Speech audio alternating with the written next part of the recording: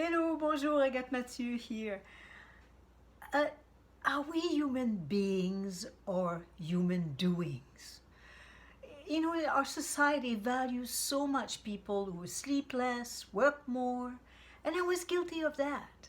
I had a cafe for 8 years and I slept very few hours, believe me, and I was, on my feet 16, 18 hours a day. And yeah, and so here we go. I thought, well, like many others, I did that.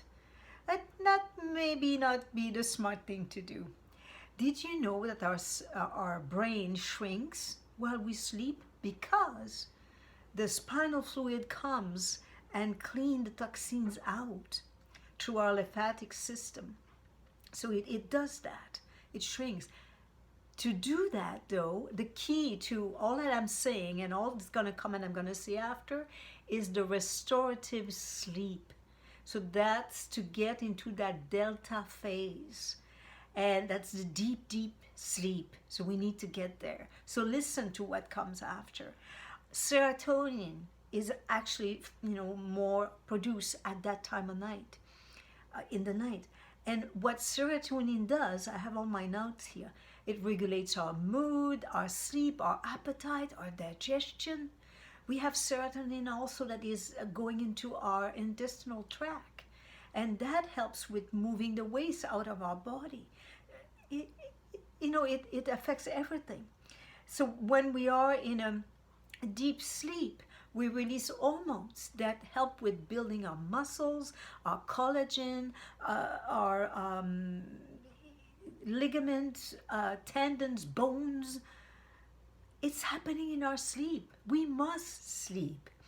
And also during our sleep, we create those hormones that are like, it's a saving account. It's in a sense that we put nutrients and hormones that we have in a bank, in a way that when stress comes, it helps deal with it.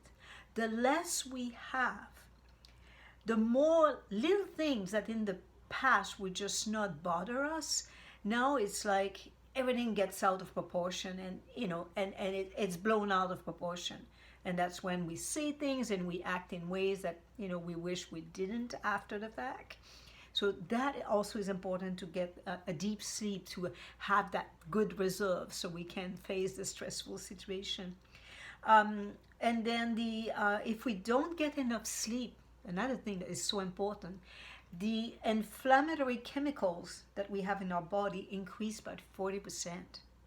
And we know that inflammation causes many, many illnesses. So, I don't need to say no more, right?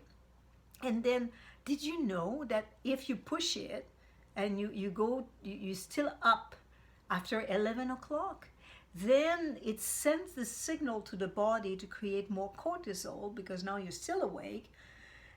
And in doing that, it sabotages the melatonin formation that helps us to go to sleep.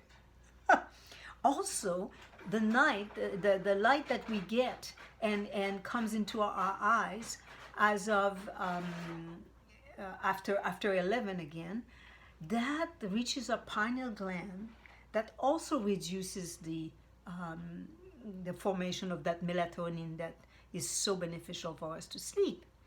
So, yes, you can use the blocking blue light that we have on our device, but ideally is 2 hours before bed, just dim the light, move away from all devices, turn your Wi-Fi off. That also can affect you, and the EMFs from the electrical whatever goes on into your bedroom. It's a good thing to not have those on. So cell phone, for example, do not use your cell phone for an alarm. Have a good old alarm with just a battery in it, and then anyway, if you always go about the same time to bed, and you'll wake up about the same time, you get like this clock going, and that's perfectly easy. And the other thing is that if you wake up in the middle of the night, you might have a drop in your sugar level. So what there is to do, very simple. Before you go to bed, eat some apple with some nut butter.